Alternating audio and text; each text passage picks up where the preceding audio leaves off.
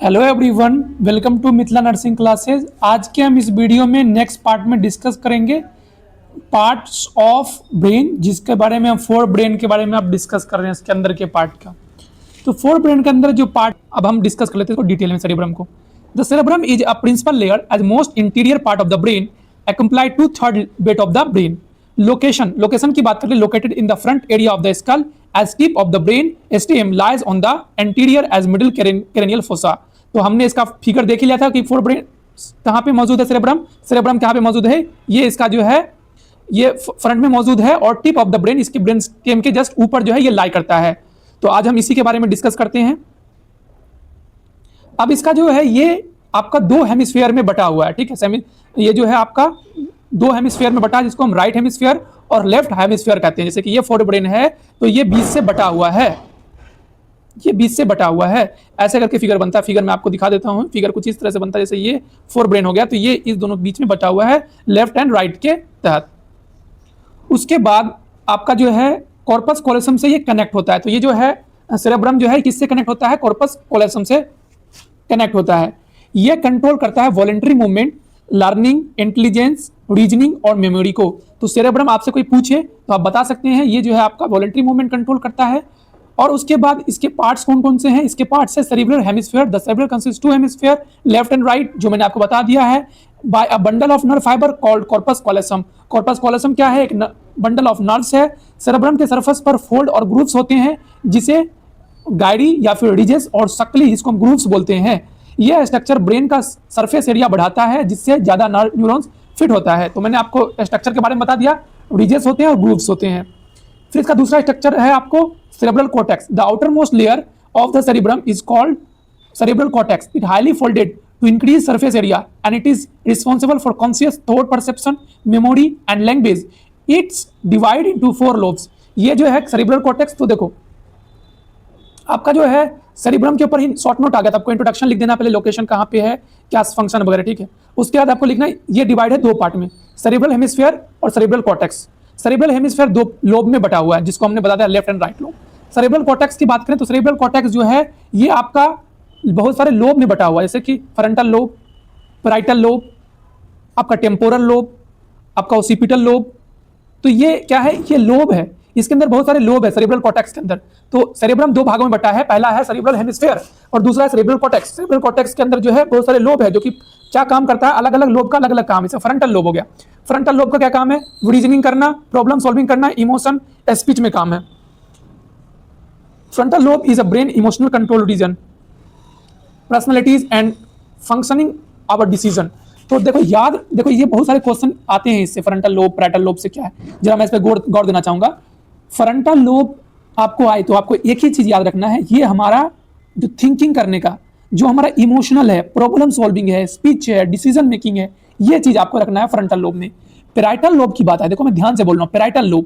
Parietal lobe में आएगा perception, कैसे हम किसी चीज को देख सकते हैं। ओरिएंटेशन, हमारा ओरिएंटेशन कैसा है, बैठना, चलना, हमारा मूवमेंट, हम कैसे मूव करते हैं, पग के चलते हैं, लड़खड़ा के चलते हैं। रिकॉग्निशन मतलब जो है हम कैसे रिकॉग्नाइज करते हैं चीजों को। अच्छा, ये सब चीजें जानकर हमें मिलेगा क्या, देखो अगर फ्रंटल लोब हमारा अफेक्ट रहता है, कैसे कहीं पर चोट लग गया तो हमें जो रीजनिंग करने में, प्रॉब्लम सॉल्विंग करने में, इमोशन, स्पीच बोलने में दिक्कत आएगी। ये प्रॉब्लम फ्रंटल लोब में कोई दिक्कत आई तो। अगर पैराइटल लोब में कहीं पे एब्नॉर्मलिटीज आ गई, कोई ट्रामा वगैरह हो गया, चोट लग गया, इंजरी हो गया, तो आपको जो है परसेप्शन लेने में, ओरिएंटेशन चलने में, रिकॉग्नाइज चीजों को पहचानने में दिक्कत आएगा। टेम्पोरल लोब में अगर चोट लग गया तो टेम्पोरल लोब में जो है आपको ऑडिटरी परसेप्शन, जो आप सुनने का परसेप्शन है वो खत्म हो जाएगा। टेम्पोरल लोब में मेमोरी चला जाएगा, आपका स्पीच बोलने की खत्म हो जाएगी। टेम्पोरल लोब, देखो टेम्पोरल लोब भी स्पीच को कंट्रोल करता है और फ्रंटल लोब भी स्पीच को कंट्रोल करता है। तो कॉमन वाले को तो भूल ही जाओ, पर जो है जो डिफरेंस, जैसे कि ऑडिटरी परसेप्शन टेम्पोरल लोब रखेगा। Temporal lobe control main auditory cortex which responsible for understanding sound. अगर टेम्पोरल लोब में चोट लगा तो हियरिंग में आपको दिक्कत होगा। अब आता है बात ओसिपिटल लोब में जो है अगर चोट लगा तो ये जो है विजिबल प्रॉब्लम होगा, आपको देखने में, विजन में प्रॉब्लम हो जाएगा, अफेक्टेड हुआ। Processing region brain called visual cortex, इसको विजुअल कॉर्टेक्स भी बोलते हैं। ये हमारे पीछे होता है, ओसिपिटल लोब हमारे ब्रेन के पीछे पार्ट में होता है, और ये जो टेम्पोरल है ना, ये हमारे ईयर के जस्ट साइड में होता है। तो ये सब याद रखने वाली चीजें। फिर जो हमारा कंसिस्टेंट से बना हुआ है वो है व्हाइट मैटर। व्हाइट मैटर क्या है, बीनीथ द ग्रे मैटर से जो बना हुआ है हमारा ब्रेन सेरिब्रम, कंपोज है myelinated nerve fibre that connect different region of the brain. ये different region of the brain को क्या करता है, कनेक्ट करता है। बेसल गैंग्रीन, अब इसका पार्ट है basal gangrene. These are group of nuclei deep within the cerebrum that play a role in motor control, learning in emotional control. फिर बात आता है लिम्बिक सिस्टम की। लिम्बिक सिस्टम क्या है, located deep within the cerebrum. ये क्या होता है, लोकेटेड होता है आपका विद इन द सेरिब्रम के डीप में।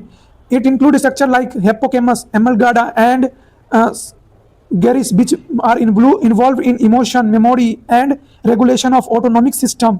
तो ये हमारा लिम्बिक सिस्टम का फंक्शन आपको मैंने बताया। corpus callosum, corpus callosum, this is a thick bundle of nerve fiber that connects the two hemisphere of the brain, allowing from the communication between them। तो ये जो है आपका दो ब्रेन के पार्ट में जो है डिवाइड करने का काम करता है corpus callosum। थैलेमस की बात करें, थैलेमस क्या करता है, थैलेमस बात करता है आपका act as a relay station for sensory information travelling to the cerebral cortex.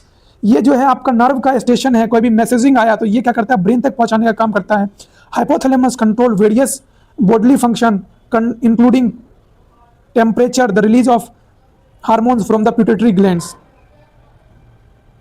तो ये था हमारा। अब हम आपको कुछ डिस्कशन कर देते हैं, देखो यहाँ पर बात कर देते हैं। हमने अभी तक क्या पढ़ा कि सेरेब्रम जो है दो भागों में बटा हुआ है। पहला है आपका सेरिब्रल हेमिस्फीयर और दूसरा है आपका डायसेफ्लोन।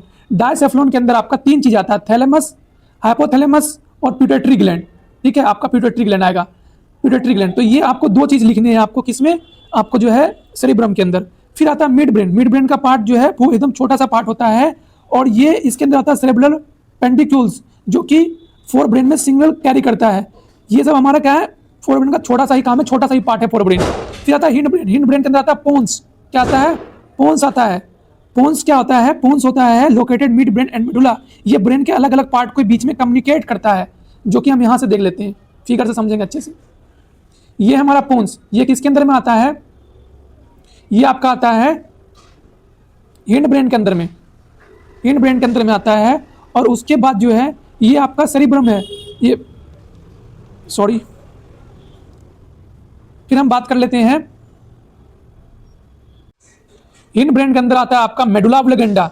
ये आ गया आपका हिंड ब्रेन का पार्ट, और हिंड ब्रेन का पार्ट है ये सेरेब्रम। तो ये पार्ट जो है आपका हिंड ब्रेन का पार्ट है।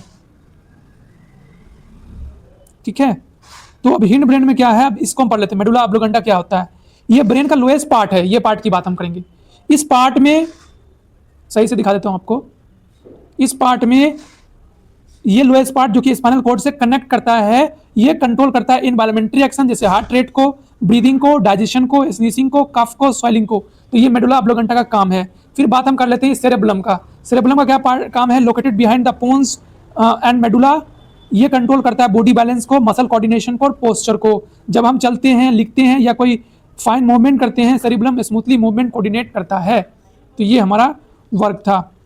फिर हमारा आ गया, तो इस वीडियो में हमने यहाँ तक के स्ट्रक्चर के ऊपर बात किया है। अब नेक्स्ट वीडियो में हम नर्वस सिस्टम के क्लासिफिकेशन देखेंगे। अगर वीडियो अगर लगता है क्वालिटी एजुकेशन मैंने फ्री में प्रोवाइड किया है, तो आपको कुछ नहीं करना, मैं यहाँ पे चैनल को प्रमोट नहीं करूंगा। अगर हो सके तो एक सब्सक्राइब का बटन है वो दबाते जाना।